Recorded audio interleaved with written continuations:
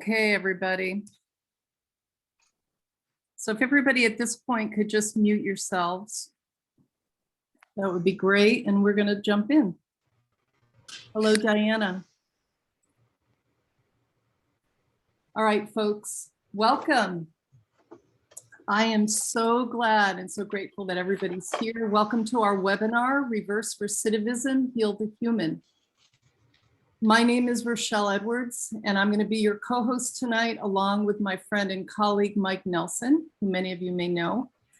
We have a wonderful event prepared for you with a great lineup of speakers who will be sharing with you from their unique perspectives how we can reverse recidivism with taking care of the emotional and psychological needs of people coming home from prison and jail. We've invited you here tonight. Hold on one second. Still trying to figure out, yes. We've invited everybody here tonight to be able to share with you our innovative new curriculum called Restorative Freedom. Break the cycle of incarceration and unlock your greatest potential. And we're going to be asking for your support in helping us launch this exciting new offering that's going to be available in August. We're going to be sharing more later about the specifics of this curriculum and answer any questions that you may have. Just to create a little context, I am a licensed psychotherapist and the founder and executive director of the Transformative Justice Institute. Our mission is to bring restorative justice practices into our communities in order to repair and restore relationships. I started my journey into restorative justice back in 2000 when I began facilitating victim offender dialogues between responsible parties and the person they harmed. This was through the Office of Victim Services with CDCR. That same year, I began working at San Quentin State Prison, facilitating a parenting group for prisoners who wanted to reconnect with their children. While I was at San Quentin, I also created a restorative justice curriculum for incarcerated folks called the Victim Offender Education Group, known affectionately as Vogue, which is now in many of our prisons throughout California and nationwide and is recognized as a milestone completion credit program, allowing prisoners to get time off of their sentence for successfully completing this program. The Vogue program is recognized by judges, DAs, parole commissioners, and others as being an innovative and effective program that really helps prisoners to heal and hold themselves accountable for their crimes. There's even an award-winning documentary made about the Vogue curriculum called The Prison Within that many of you may have seen. And I'm going to share also a picture. I know it's not a great picture, but this is one of our pictures from San Quentin with some of our Vogue graduates. The idea for our new curriculum, Restorative Freedom, came from witnessing and understanding that aside from housing and employment support, there's actually a real lack of services that address the emotional and mental well-being for folks returning home from prison or jail, and addressing also the impact of incarceration and the root causes for incarceration. We all know that this is an important component of their successful recovery. However, there's not a lot of resources out there to deal with this directly. So our new curriculum, Restorative Freedom, is really a variation of the Vogue curriculum in that, like Vogue, it creates, it educates, and supports people in their personal healing while increasing their emotional intelligence and connects them to a community of support once they come home. We saw how incredibly impactful the Vogue curriculum has been over the years, helping prisoners to connect the dots of their lives, understand how they ended up in prison, and how to heal from their own personal trauma. My colleagues here today and I recognize that there needs to be a similar program on the outside that is equally as impactful for returning citizens to either to begin or continue their healing in order to remain free of incarceration. And that's what we're going to be talking about tonight. What I want to do right now, I'm going to stop sharing. So before we jump in further, I want to acknowledge that there are many people on the call today who are working in support of this curriculum and helping it come to life. And you're going to be hearing from some of them today. The trainers for this curriculum are Mike Nelson. Maybe you guys can just give a little wave. Mike Nelson, David Basile, Darnell Hill, and Valerie Ochoa. All are successfully returned citizens and amazing human beings. Other supporters here today are Molly Rowan Leach, who's the founder and executive director of Restorative Justice on the Rise, and the daughter of a successfully returned citizen, and Chief Marlon Washington, who is a Richmond native and our current chief of probation here in Marin County. Behind the scenes, we have Bruce Birch, Dimple Pajwani, Lorenzo Jones, Benson Scott, Kate Fitzsimmons, and Julia McNally, all helping to bring this curriculum to life. Our technical support person tonight is Dimple Pajwani, and a big thank you to her. If you have any technical questions or concerns, please reach out to her in the chat box, or you can message her directly, and also feel free to put any questions that you have in the chat box, and we will have time for questions and answers at the end. That being said, I'm going to pass this over to you, Mike, and invite you to introduce yourself. Hello, everyone. Thanks for joining us today. I'm going to talk a little bit about myself, which is really awkward and uncomfortable for me. I met Rochelle. First, I want to say I met Rochelle at San Quentin State Prison when I first started participating in the Vogue program that she spoke about earlier. So my journey with restorative justice began in 2008. I committed my life crime at the age of 15. I was sentenced to 25 years to life in the adult prison system. And then in 2018, at the age of 36, I was released from prison. So it was the first time as an adult coming out into this big world. I'm looking at my dear friend on screen right now, Lynn Cooper. So I might start crying because Lynn was actually one of the people who picked me up from prison and was there for me on that day, but has been there for me in many ways leading up to that day and since then. So some things I want to share with you, Lynn knows very intimately. And so it's just nice to have my friend here with me today. Again, so like I said, I was released for the first time as an adult. I was dropped in the middle of the Tenderloin District in San Francisco to a transitional home that I was not prepared to go to. I was actually planning to go somewhere else. So the world around me was filled with homelessness, with people offering me drugs, with technology that I've never used, with a lot of noise, with everything going on in this big new world that I was not prepared for, including menus at restaurants. The first time Lynn and her friend took me to a Starbucks, that simple task was overwhelming for me as a first time coming out of prison as an adult. It was very difficult for me to face and to accept that I had an endless amount of choice available to me when for over 20 years, my choice was very limited. Let me see here. I was also required, I'm gonna just go off my notes here so I don't forget stuff, so bear with me.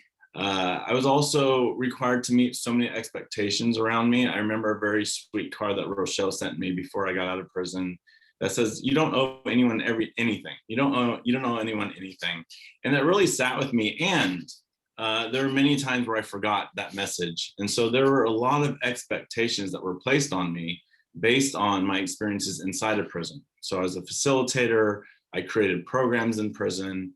And so there's a lot of expectation of me coming out. There's also expectation for me from family members who I hadn't seen for decades, to be available for them for every text and every call. So there's just a lot going on around me in this big world that I wasn't prepared for again. I want to share one experience specifically that I had that still sits with me to this day. And it was one night, if those of you who are familiar with San Francisco, I was walking down Market Street and I had just come from the gym and stopped by, I think it was Subway, and I had to meet my curfew for my transitional program. And I looked up at the sky and I had this really deep, intimate moment where I felt this sudden sadness and loneliness. And I remember it was about 8:20 p.m. and I thought about the men inside who are my friends. And I knew exactly what they were doing in that moment. They were watching TV in the TV room before their 9 o'clock lights out. And in that moment, I wanted to be with them. In that moment, I realized that I felt really out of control.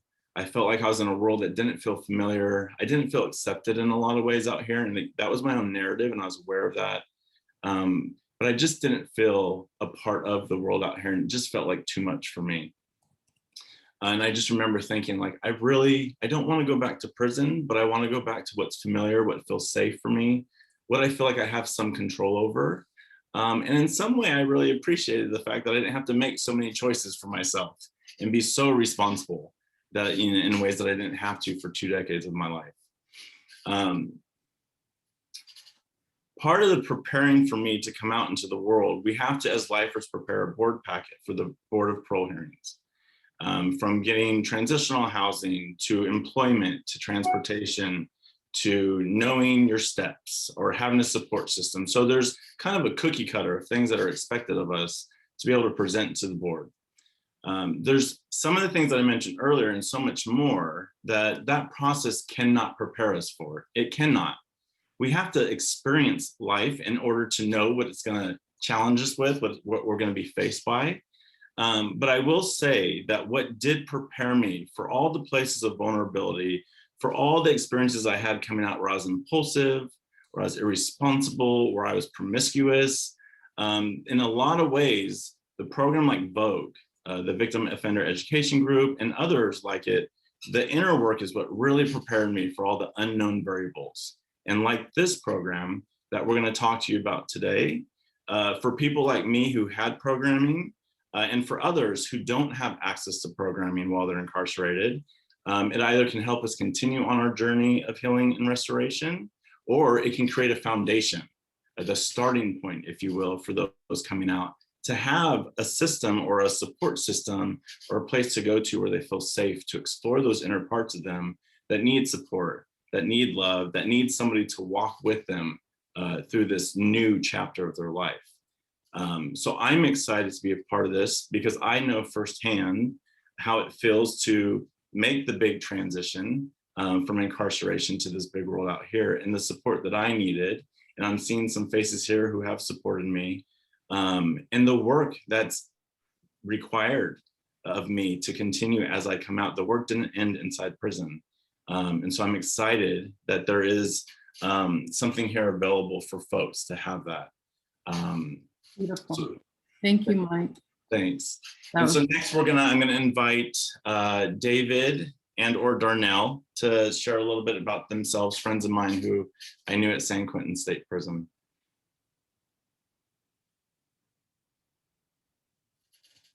All right, I'll go first. I'm very encouraged by everyone's presence that I see some new friends and old friends. I paroled, I'm gonna start off with when I paroled is October 2nd, 2014. And by the time I paroled, I was in the Vogue program for about, I'll say the most part of my incarceration. Like Rochelle said, she started in 2000 and in 2000, I got into the program by 2002. And I had earned myself the opportunity to be a trainer, which meant that I had went so far in the curriculum, I became one of the people that was dependent on to train people coming in to support others with the curriculum. Other than that, I will talk more later and pass it to Dave. Thank you, Darnell. Uh-oh. He may be froze. He looked like he froze. Yeah. Rochelle. No, I think he's okay. So in 1982, I took the life of Tony Ray Mahaffey. And in doing so, I was filled with such guilt and shame that I stayed in denial about this crime for 19 years. I kept shooting heroin during that 19 years. I didn't want to face the reality of what I did because it was a terrible, horrific crime that should have never even taken place. When I got to San Quentin in 2006, I got introduced to the Vogue program. And it was an experience that I've never experienced before because this was a program that really dug down deep. I mean, it wasn't just touching the surface.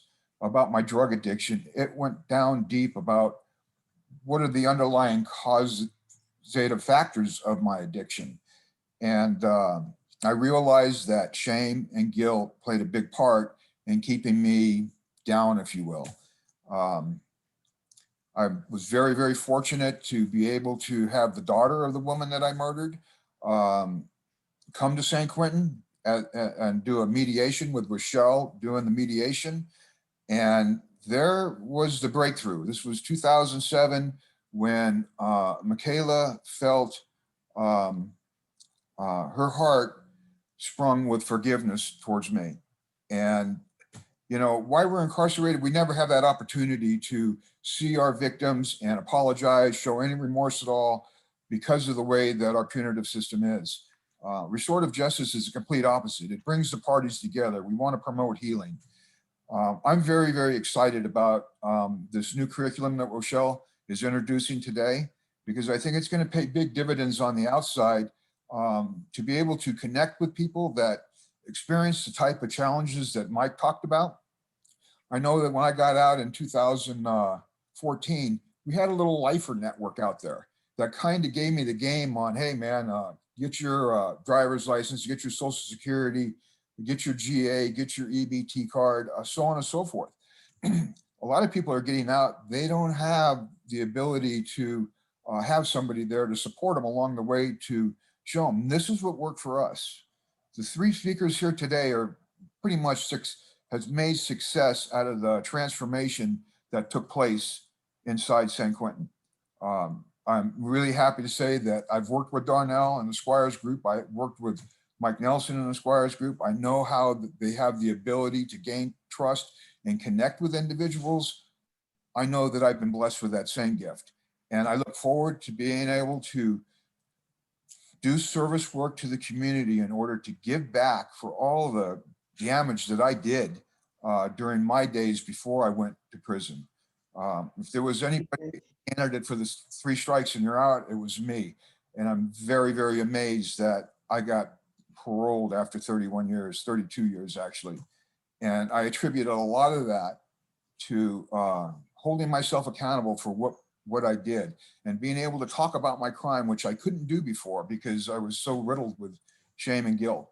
Thank you, Dave. You're welcome. Thank you so much. I'm sorry to interrupt you, but I'm sure you'll have another opportunity to speak in a little bit. I wanted to say one thing, which is I forgot while Mike was talking to share some of his pictures, and he can share a little bit more later of the wonderful work, his other work with the dogs that he does, but I just forgot to share them while he was talking. So next, first of all, thank you everybody for what you've shared so far. I want to now introduce Chief Marlon Washington, our Chief of Probation here in Marin County, who I've had the pleasure of working with this past year. And Chief, if you wouldn't mind just unmuting yourself and introducing yourself. Thank you. Well, thank you, Rochelle. Yeah. This is a great opportunity here, and I thought it was important as I want to recognize my criminal justice partners that I noticed that were out there, Ms. Benita McLaren with Health and Human Services, as well as our DA, Lori Fergoli. Also a lot of probation family out there. When we look at restorative justice, one of the things we really need to look at recidivism, and it's important to have a definition that we can all share. And recidivism refers to basically a relapse into the criminal behavior, often after a person receives sanctions or undergoes intervention for a previous crime. Recidivism is measured by criminal acts that resulted in rearrest, reconviction, or return to prison with or without a new sentence during a 3-year period following a prisoner's release. The data that we have came from the National Institute of Justice, and I want to share these recidivism rates. 95% of prisoners in federal and state prisons will be released eventually, but more than 75% of those released will be rearrested within 5 years. Why will those being released be rearrested? They often lack services to address their physical needs as well as their emotional needs. A lot of things that we have to talk about and support them with is housing, mental health needs, substance abuse support at the level the client needs, as well as employment and assisting them with finding work. So why would a program like this work? As you know, we all speak about evidence-based practices. The Vogue program was a proven program that worked for the individuals that you heard speak today. Michael, Darnell, Dave, and others that will be speaking today. There's individual modules that will address specific needs, which will be illustrated as well later. And one of the things that I think is so valuable to this curriculum is it will allow for you to have lifelong access to this curriculum so you can revisit it at any time, and any other resources and support as well as mentoring. So this is something I would get behind and support for our clientele that is coming out of prison as well as jail. Thank you. Great, perfect. Thank you so much. All right, so I want to share a slide with you. There we go. So the California Reentry Institute is a well-known local organization that prepares prisoners to get ready for reentry so they can be successful when they return home. Through their work over the years, they've identified 4 vital components to a successful reentry. The last component is ongoing support. But first, let me jump back. Hold on, my screen is frozen here. We have pre-release preparation, a safe place to parole to, and a job or assistance with college, and also ongoing support. So again, that last part, ongoing support, we all know is true, but it can be quite vast. And I'm having a little bit of a problem. Oh, I got it, no worries.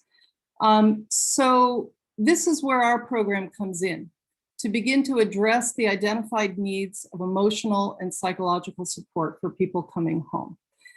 I actually believe that this is one of the most important aspects of reentry. If someone has not done their personal internal work of connecting the dots of their lives and understanding the reasons for their incarceration and healed from whatever trauma, whether it's a big T or a little t, I don't care how great their job is or their housing is, it's only a matter of time before they may start to struggle in one way or another.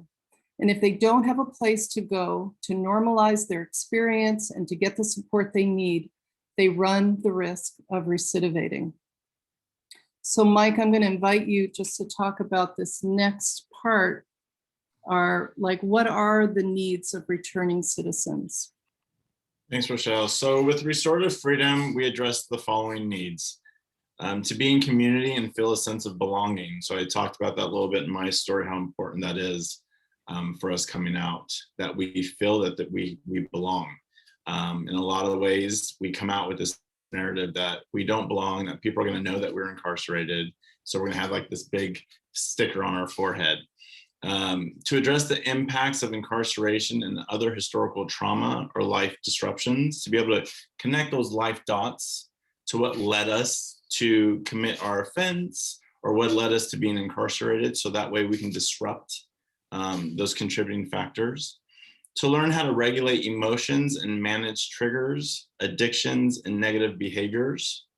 Kind of funny story, at a car wash, at the end of the car wash, a car came out and there's a loud buzz noise.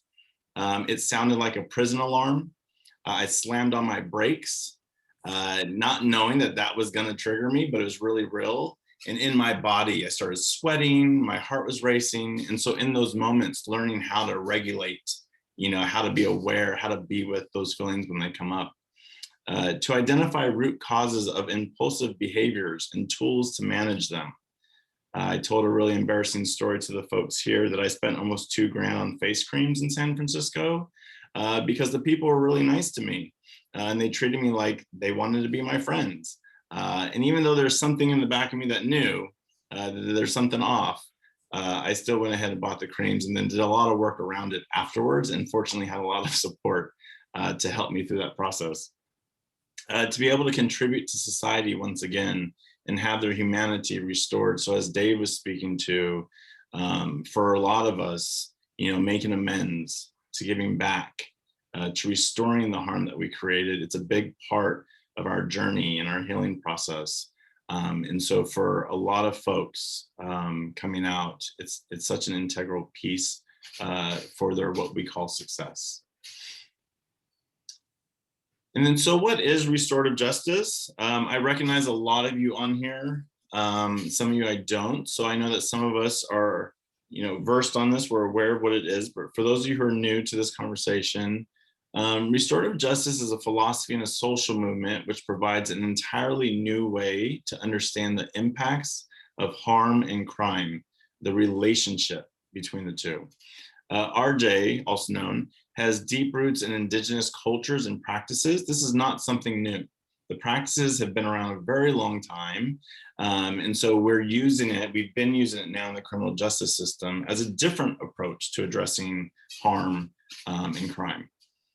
RJ sees all harm as a breakdown of society and in human relationships, and attempts to mend these relationships through dialogue, community support, inclusivity, authentic engagement, and addressing root causes of harm. In our curriculum, restorative justice supports the understanding that living justly creates healthy connections, relationships, and healthy communities. Again, we're focused on the relationship part of this. And RJ is a holistic approach that works to integrate the whole person, not to deny any one part of the person, but to really honor all of which makes up the individual. And then what are the guiding principles for wholeness? So for the first one, an understanding that the authentic self is made up of 4 components that we're offering here: the mind, the body, the emotions and feelings, and our spirit. An understanding that each component must be cared for and nourished in order to stay in balance. Again, to not deny any one human being of any part of them, but to really honor all of them. The third one, an understanding that all activities of life are directly impacted and informed by how well we take care of the 4 components of self. And then lastly, an understanding of the importance to love and accept all components of the self. Beautiful. Thank you, Mike. Thank you Thank for you. all that. All right, so at this point, I just want to say again, thank you for that. And I want to invite Molly Rowan Leach, to unmute and join us and join your voice to our circle here. Thank you so much, Rochelle, and thank you to everybody that's here tonight. And I just want to honor here in Central Colorado, the Ute and Cheyenne peoples on whom their stolen lands I'm sitting and living and recreating. And that also I see my privilege as a responsibility tonight and every time I enter these spaces. Today, 6.5 million adults have an immediate family member currently in jail or prison. This is statistics from the Equal Justice Institute. Researchers have found that rates of family incarceration were disproportionately higher for communities of color and low-income families. In 1995, my mother committed a very heinous, violent crime, and my eyes were opened as a young woman to the realities that we are all facing as the incarceration nation, and that punishment does not work. So far, these amazing people I've had the privilege of being on this speakers panel with have pointed out how important it is to rehumanize the justice system, and that essentially I am another you, and that what I do impacts a much greater ripple. Our communities are impacted, we impact one another, and we all have a story and a need to belong. Darnell mentioned something that I thought was so important. The question really is, are our loved ones getting out, or are they coming home? And how can we accomplish that? So again, the aspect of belonging is a universal need. And when I saw what happened to not only my mom, but the women inside of the prison, I knew for a fact that what we were saying we're doing in reformation and correction was a complete hypocrisy. The work of the Transformational Justice Institute and this curriculum is the first of its kind in addressing the need for belonging that comes with having a loved one incarcerated, the need to be heard for the larger context and the stories that our loved ones have experienced, and to feel safe in sharing those, and to rediscover our connection with those who have been not only directly impacted, but the communities at large in which we also have a right to enjoy and to thrive and to live within. Relationships are the sinew and the lifeblood of our societies. We must return to this basic principle. The context and storytelling, the authentic repair for those who have been directly impacted, as well as the opportunities for our communities to have voice and choice in how we move together when harm and crime occur, is essential.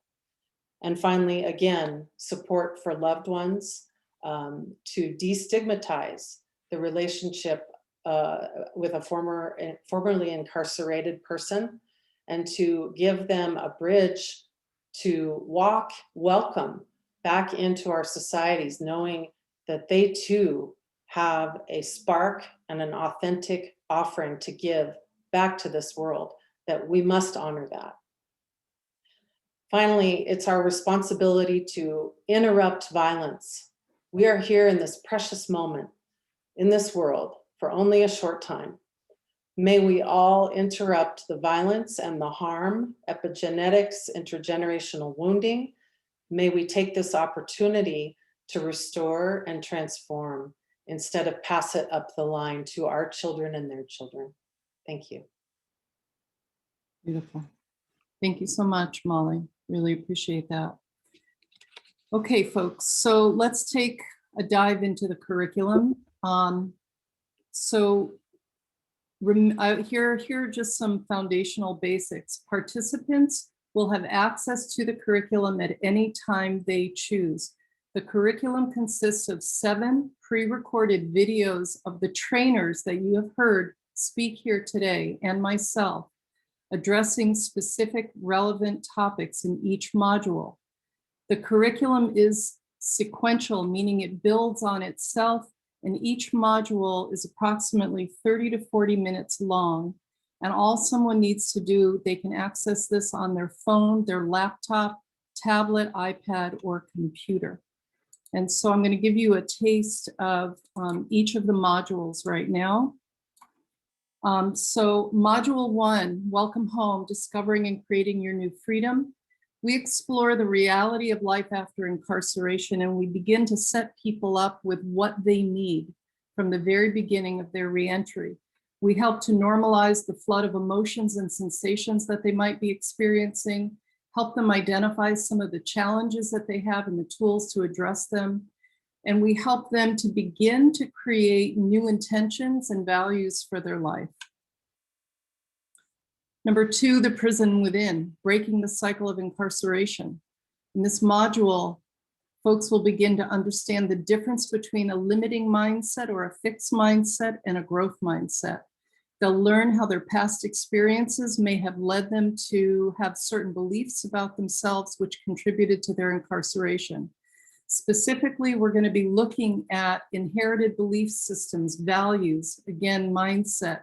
We begin to understand the thoughts behind their actions and how to move from autopilot to being in control of their thoughts and actions. And also beginning to help folks to understand how to get their needs met, identify what their needs met. Some people don't always know how to identify what their real needs are and how to help them meet them in healthy ways. Module 3 is confrontation with the truth, identifying where and when you left your authentic self.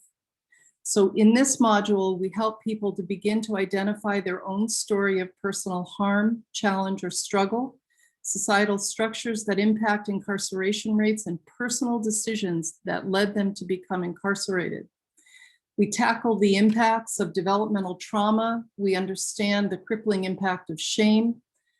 We also look at, because for many people, there's been a false identity that's been created, and we help them really begin to dismantle that. And we address the importance of personal healing. Module 4, I am accountable, owning the impacts of my behaviors on others. In this module, we explore and understand the impacts your decisions and behaviors may have had on yourself, those you're harmed, your family, and your community, and how to begin to remedy this. And again, in this module, we do a very deep exploration of the principles of accountability, honesty, and remorse. And we help people to take a full inventory of when and how others were impacted by their decisions or their actions. And then we support them in how to respectfully hold themselves accountable to those they have harmed. And in this module, we introduce the concepts of compassion in action and living amends. Module 5, what's love got to do with it? Developing self-love, acceptance, and forgiveness. In this module, folks are gonna learn about the importance of self-love, acceptance, and forgiveness as the core elements of living a transformed life and healing their past and living free of incarceration. So in this module, we're looking at practices of embracing and integrating versus getting over it in order to live as a whole person. Learning how to love yourself even when you don't feel lovable or worthy of love, which, as we know, is a really big issue for a lot of people coming home. The importance of self-forgiveness and practices of self-care that include mind, body, and spirit. Module 6, the new pathway, building new skills and habits for living your authentic life. In this module, they will continue to learn, but being specific, new skills and habits and routines and practices, and put them into practice to assure they stay on their true path and free of incarceration. So in this module, folks are going to be learning new skills of effective communication, how to set healthy boundaries, how to get your needs met, again, in healthy ways, how to resolve conflict in a healthy way, strategies for communication, building empathy, listening, reading nonverbal communication, managing your emotions, etc. And then module 7, this we're calling the Freedom Blueprint, creating your own personal roadmap for living forever free. And in this module, you will create your own personal roadmap so you'll know how to handle high stress situations, high risk situations, and create lasting change. So specifically, every person in this module will be identifying a plan for their high risk situations, which everyone has. They're going to be creating strategies for communicating with difficult people, including building, knowing when and how to ask for help, developing infrastructures of support to continue their growth and apply new learnings, and again, continuing to learn how to remain their authentic self. So this is the summary of what this curriculum entails. Folks who sign up for this curriculum will have lifelong access. They'll have the 7 pre-recorded videos of the course and teachings that they can listen to at their convenience. There's a framework for change, so there's work at the end of each module that they do. Access to the course website, which includes all these different resources. There will be 2 monthly live coaching calls, which they will also have access to at no additional charge. And then we will also be doing annual retreats for people who've completed the course, and opportunities to continue to learn and grow with us as we grow. I see that this curriculum that we're creating is an ecosystem. And what I mean by that is there will be other aspects of this curriculum that will be coming down the pike. So like I mentioned, we will be having annual in-person retreats. We will be offering services for the families of returning citizens, whether it's, online, another online curriculum, or also in person. We will be providing mentoring. So when people sign up for this curriculum and they get into a difficult spot, they will have access to mentors. We will be having the live monthly coaching calls. And then there's another program that is to be developed that we're calling 8 to the Gate. Whether it's 8 minutes, 8 weeks, or 8 months, the hope is that we will be developing a program that will be in the prison, in the jails, that where we're starting to support people in this mindset and getting them ready. And then we do a very easy handoff once they leave prison or jail, that they are automatically enrolled in this program.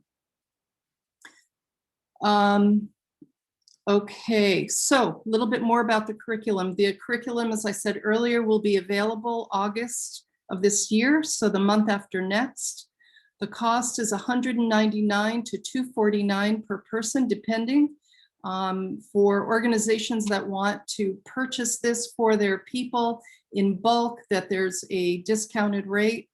And there will also be scholarships available for people who cannot afford this. We will not turn anyone away.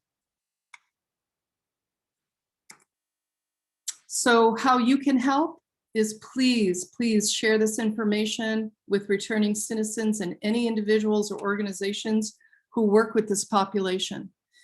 Please help fund us, the completion of this curriculum, and there's more information on that on our GoFundMe page. I'm really hoping that you see the benefit of this and you will support us in the completion of this curriculum, either right now or right after this. Please go there. No donation is too small, and we so appreciate it. Introduce us to people or organizations who can help us further this work that you might know, who you think who weren't able to make this today. I think people asked, is this going to be available for people to share this webinar? And yes, we're videotaping it or audio taping it, recording it, and it will be available. And please stay connected with us. Yeah, stay connected. Reach out, let us know any resources, any way you want to support us. We're very open. And I just want to say this is one of my favorite quotes from Barack Obama, and it really summarizes the belief and behind the work that we're doing, that basically we are all connected. We are all connected here. And just before we get to questions, Rochelle, can I say something? Yes, sir. So one of the things I wanted to say real quick before we get to questions and answers is why this curriculum is important, because us men, and maybe later on we may have some women too that's coming from incarceration.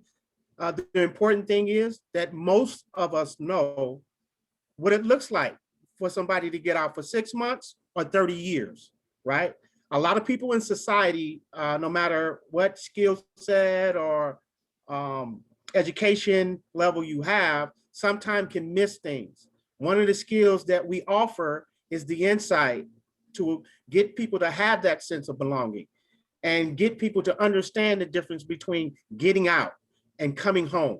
And the last thing I want to say, the getting out is when someone gets out and they have nowhere to go, no family members to connect to, and no organizational connections, right? There are people that are released like that, and they go to a transitional house, a drug treatment center, and then that's it, and then released back into society, right? We're trying to prevent that process from happening so that people can come home with a healthy support system. And as you can see in the curriculum, it says, welcome home, because home is where the heart is. Back to you. Beautiful. Thank you. Thank you. Anyone else before we take any other questions? Chief, did you want to say something? Well, I wanted to thank everyone actually for presenting the different options for transitioning home. And Darnell, what you said is so important, is what we have to reach out and look for resources and ways to support our citizens. And this helps better our community as we move forward. So it's one of those things that so many can benefit from. And this is very supportive of our communities.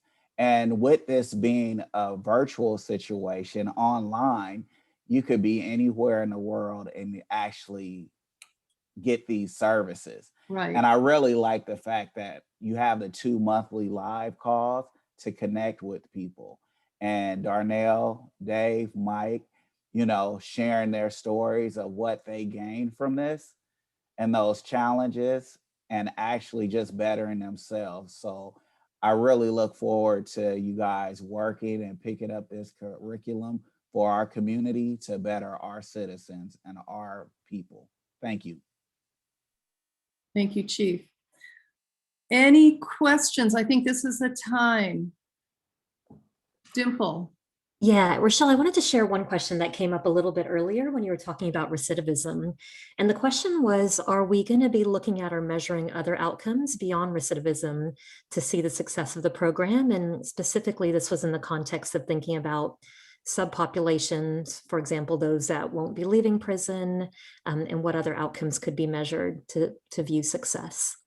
Yes, so one of the things that we're going to be doing is we are going to be working with Berkeley, the Bolt Law School, and they are going to be helping us to create a way to measure outcomes for this. And I think it was, I saw David Cowan's question about, because as we know, for the lifer population, I think the recidivism rate is less than 1%.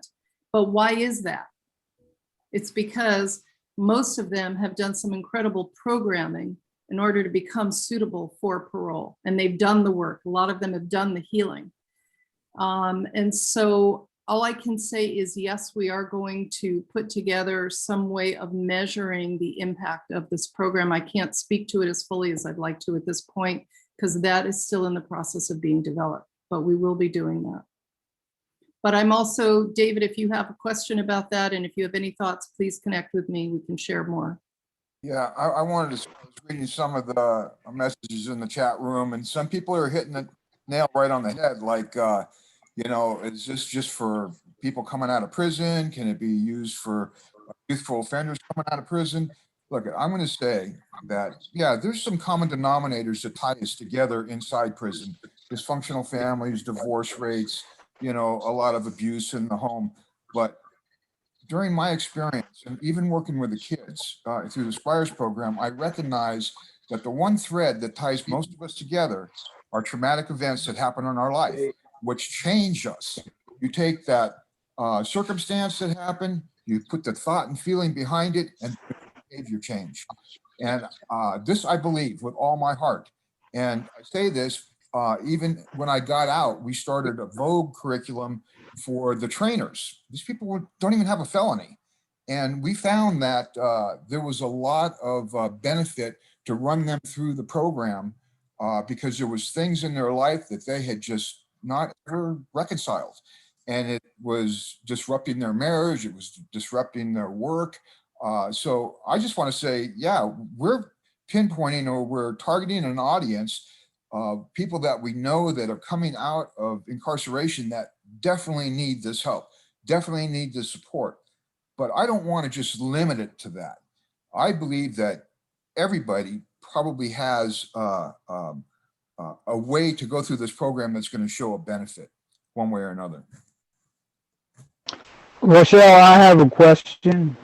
Yeah. And I know we're running out of time here, so I'm going to keep it very brief. I want to have women in the program, but we're going to start a program in Sacramento for women, and we want to connect with you with what you will be doing with the reverse recidivism and the transformative restoration work. But also, is there going to be a housing component right away so that, for example, the California Reentry Institute, when they finish the program in San Quentin, they are received into a home, into a place to live when they get out. Is there something in the works with your program? Yeah, Raphael, thank you for asking that question. So housing for those that are involved in the program. Yeah, So what our vision is to be able to partner with people who are providing those services, that though they become our partners in this process. So they're providing, you know, the housing, they're providing the employment support, and we can partner with them to be able to provide the emotional, mental health support for their clients. That's our specialty. That's where we're at this point. Things might evolve at some point. I mean, I have been thinking about, I've been talking with Ron Self, who a lot of you guys know, Yana, and, you know, about finding a home here because there's such a need for housing for folks who are coming home. We're not there yet. Right now, we're launching this curriculum, and our vision is to partner with other people who are providing those resources. And in responding to that, Rochelle, just to help Please. out, in Marin County probation, which is a model that I say could be in a lot of other counties, but we provide housing and full support for 4 months in our sober living environments. So we do provide full support for 4 months. Then we go down to 75% with the client actually paying 25%. And then we do a 50-50 split. It's basically a transition while we actually also contract with Health and Human Services with different things, as well as with Health and Human Services for employment development as well. So a modality that we utilize for our probation clients, as well as our AB 109 clients, and returning to the community is connecting them to those services. So I just wanted to mention that locally we have those services, but I couldn't state what other counties do, but some have transitional homes as well as sober living environments that work with clients. And I actually happened to visit one today, Helen Vine, and actually toured it today. So there are opportunities out there, but connecting with whoever's going to help you in your transition, but connecting to this program where there are mentors connected to provide and help you get those services, and having someone there to advocate for you. So not just doing it alone, and everyone here will be assisting you with that transition back. Right, exactly. And I also want to say, just for clarity's sake, so we are launching this, like I said, in August. And the idea is that we're going to be launching it locally, then in California, and then it will be available. I mean, it'll be available to anybody who wants to, who can access it. But with intention, we will be making it available nationwide. And so it's going to be a pretty substantial program. Somebody asked, are we going to do a train the trainer program for local partners to facilitate this program? Yes, that will eventually be the case, because we're not going to be able to do all of it. We're the hub, but we're going to rely on our partners and their facilities and resources also to be able to be trained to be able to hold this model within their organization. Michelle, do you mind if I just piggyback real quick on the housing? Please. So I just wanted to share from my line of experience. My mother was incarcerated in Idaho, and there was a program that, as Chief Washington was sharing, provided housing, mentoring, social emotional mentoring services, and life skills trainings, and employment possibilities. And it was a partnership that would pair really beautifully with a curriculum like this. So if you already have an advocacy network that's approaching or bridging with officials within the system, the DOE, the DOC, and so forth, it's very possible to win alliances because of the efficacy of this work. And this curriculum, I'm very excited for the existing curriculum, and this one in particular for those who are returning to our communities, and just wanting you to know that this is happening and has been for the last at least decade, probably more. And I was privileged to be a part of an example like that worked. Right, right, good. Good. Rochelle, just changing gears for a second, there was a question around what sort of financial support have you gotten? So have you gotten grant support from state, federal resources, foundations for this work? For this program, we have not begun that process yet. And part of it is even though I've been doing this work for over 20 years, my nonprofit organization, I formed it in 2018. And all of this is now just kind of coming together, but we will be, as soon as things get up and running and we have some real evidence, we most definitely will be getting support, and applying for different grants and federal support. But that's why at this point, we're also looking, for kind of some grassroots fundraising and support from people to help us to complete the curriculum. And then one more question for you, which was a number of people were asking, what about this population or that population, for example, transgender or youth or women? Is there anything that would be needed that would need to be adjusted to help make this work for those different populations? Or do you think that this is fine to go as is?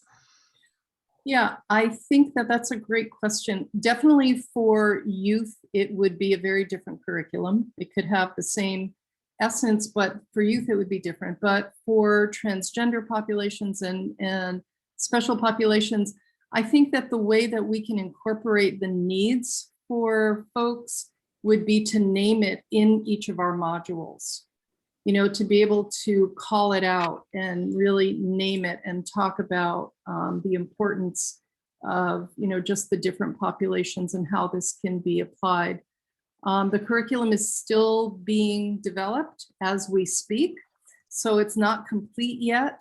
And so there's a lot of room, for us to really make sure that it's hitting the mark and specific to as many populations as possible. Rochelle, can we look forward to a fundraising dinner coming up soon? Sounds great. Post-pandemic, that is. That sounds like a great idea, Raphael. We can do that. Most definitely. Raphael trying to eat. Yeah. Any other questions, folks, or comments, or? I wanted to reach out to you, Rochelle. My name is Sister Teresa Harpin, and I am the Executive Director of Restorative Partners in San Luis Obispo. A shout out to Ron and Mike, who are on this call, good friends of mine. And one of the questions I had is, whenever we do a lot of reentry work, both the parolee population, women and men, and also AB 109ers, and a host of others through the courts and self-pay. One of my questions is, when we first initially meet with them, we usually try to assess where they are in some way. Do you have a tool with this curriculum that might be able to be used as sort of an intake to the program, or an assessment tool that helps us situate where the individual is in their journey? Perhaps they did vogue inside. Ron has accompanied many people in that process, and others may be brand new, like you said. So that's one of my questions, and I have another after that. Okay, so we have, one of the things that we are developing is a self-assessment tool. And it's really just a series of questions and they go very, very deep, and I think that it would be great for people to be able to do it with partners, with someone, so they can see for themselves kind of where they're at. But so it's a self-assessment, but it could be developed into more of an actual tool that you're talking about. Mm-hmm. And it really is very transparent, very deep, wanting, and the goal being that I want the folks who are starting to answer these questions, and it's from all different aspects of their lives. They're emotional, where are they at emotionally, where are they at physically, where are they at financially, and what are their goals, and all of that. Mm-hmm, and mm-hmm. I want them to actually really understand where they're at right now, mm-hmm. in their own development, because if they understand that, then we are going to be able to meet them there in a much easier way, if they understand and we understand. And So that's the best I can answer that right now. We No, do that's have a fine. self-assessment. That's fine. The other thing that I'm hearing you say is that people can have this available to them on their phone. Correct. One of the things I know our parolees want as fast as they can get is their phone, Right. of course, for obvious reasons. And oftentimes also is right up the top of the list is a job. And so what I'm seeing perhaps is this flexibility for an on-the-go person, Mhm. not just coming home, but on the go. Mhm. So because they're just completely restarting their life, relationships and whatever. Right. So once you start the 7-modular curriculum, is it expectation that you complete module 1 in X amount of time, module 2 in X amount of time? Is it spread over several weeks? Are people starting together and finishing together? So when you have these monthly meetings, there's cohesion, or how does it lay out that way? Yeah, good question.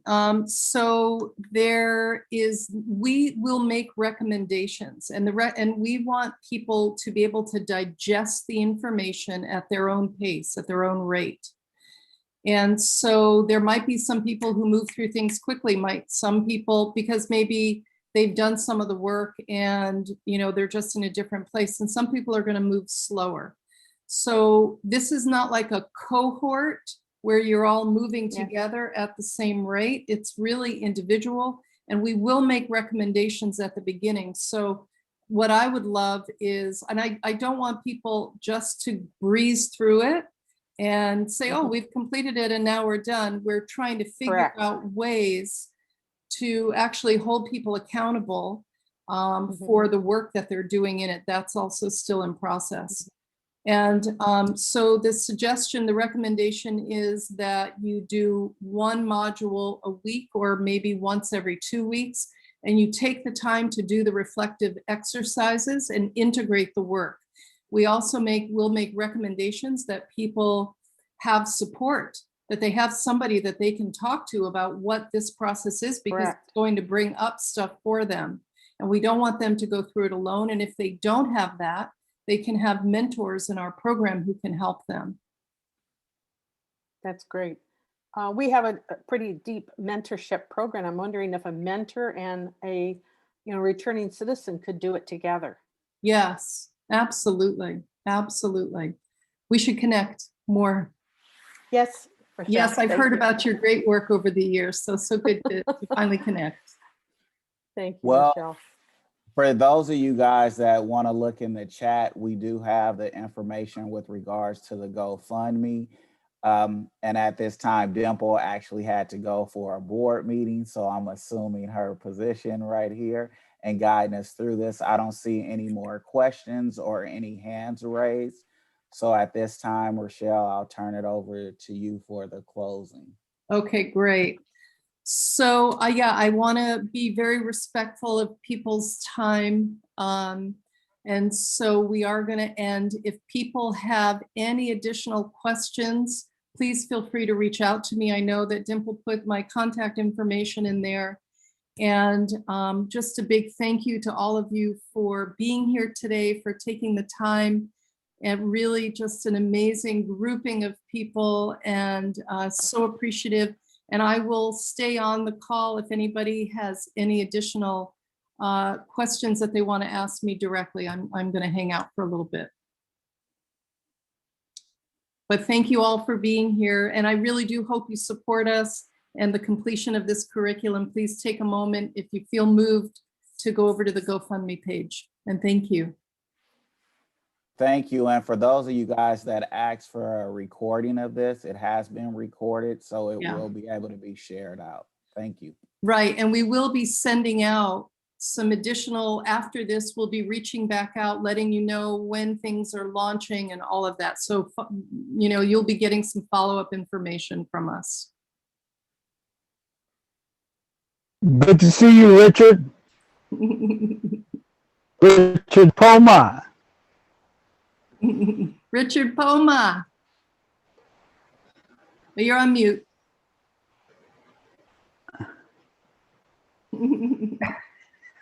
Mute.